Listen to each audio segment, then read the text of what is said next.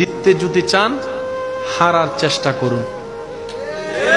আর মনে রাখবেন, সব হারাতে অপমান হয় না, কিছু হারার মধ্যে মজাও আছে যদি মজা নিতে জানি। ভাগিনা মামাকে বলছে, ভাতিজা চাচাকে বলছে, ছোট্ট ভাতিজা আর কি, আপনি তো মামা হিসেবে চাচা হিসেবে অনেক বড়, আমরা কখনো কারোর সামনে হাঁটতে চাই না, হাঁটাটাকে আমরা প্রেস্টিজে আঘাত মনে করি। কিন্তু মামা ভাগিনা যখন পাঞ্জা লড়ে,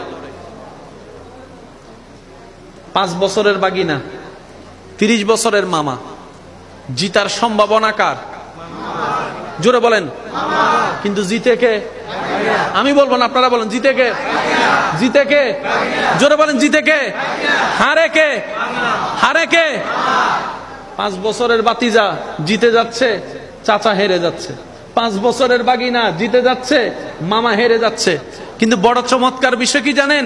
যে মামা চাচাটা অন্য জায়গায় হারলে কান্না করে করে মেজাজ গরম করে ফেলতো, আজকে বাগিনার সামনে মামা হেরে, বাতিজার সামনে চাচা হেরে, সন্তানের কাছে বাবা হেরে, আজকে আগের চাইতে বেশি আনন্দিত।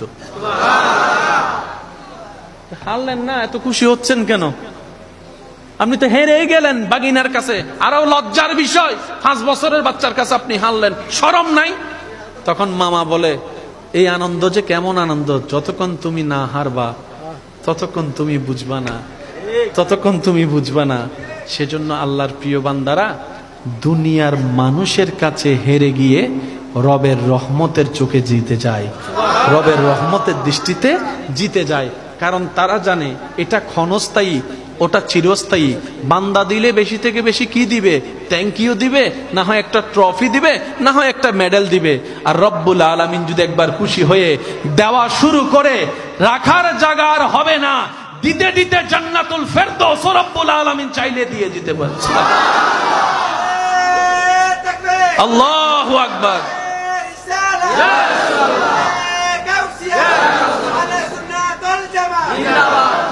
উচ্চ আওয়াজে বলেন না মারহাবা।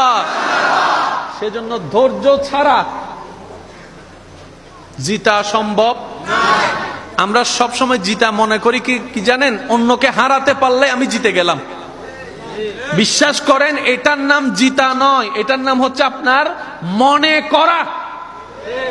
জোরে বলেন না রে ভাই। আপনি যতই যুদ্ধ করেন আর যাই করেন, বাস্তবতা আপনাকে মানতে হবে। কারবালার ময়দানে ইমাম হোসেন হেরে গিয়েছেন, সবাই জানেন, বাহিরের চুকে।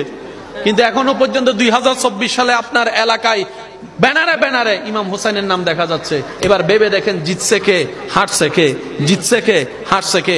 আসল জিতা সেটাই হয়, রবের রহমতের দয়া নিয়ে যে জিততে পারে, এই জিতা হচ্ছে আসল জিতা। আবদার করে কথাটা বলবো, ধৈর্য ধরতে হবে। দুনিয়া তো নিয়ামত, আখিরাতও।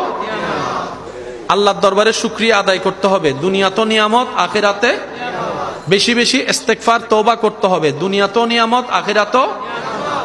আল্লাহ রাসূল একটা হাদিস বলে আমি আপনাদের থেকে বিদায় নিব।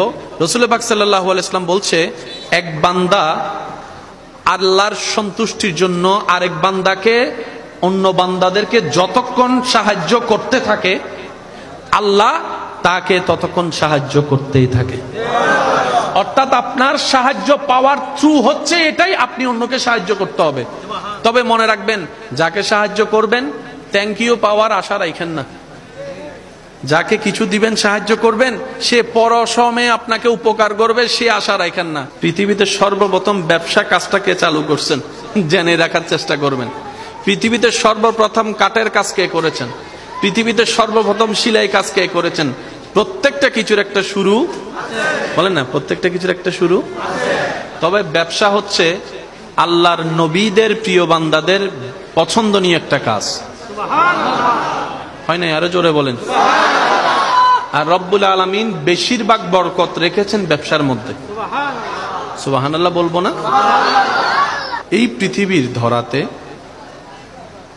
এক এক নবীকে পাঠিয়েছেন, রসুলকে পাঠিয়েছেন।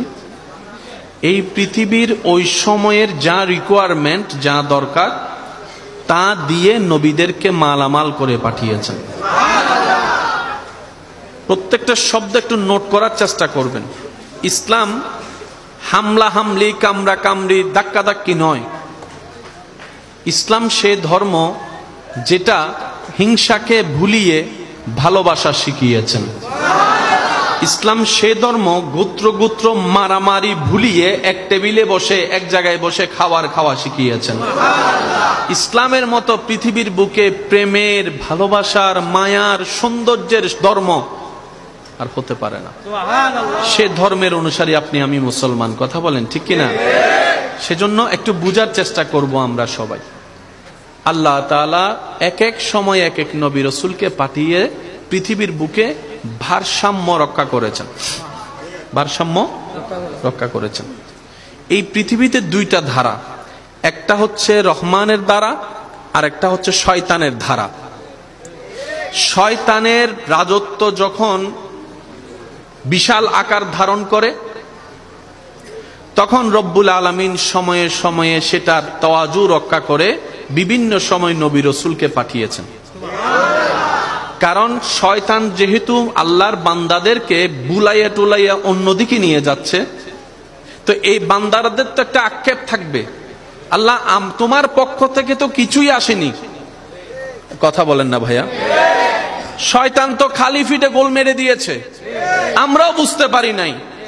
ওই কথা যেন না থাকে, আল্লাহ পাক সময়ে সময়ে নবী রাসূলের দিয়ে ইসলামের বিধান নাজিল করে দিয়েছে। যেই যুগের জন্য, যে সময়ের জন্য যেমন পরিবেশ ছিল, তখনকার জন্য নিয়ম ধর্ম নিয়ম কানুন তেমনই ছিল।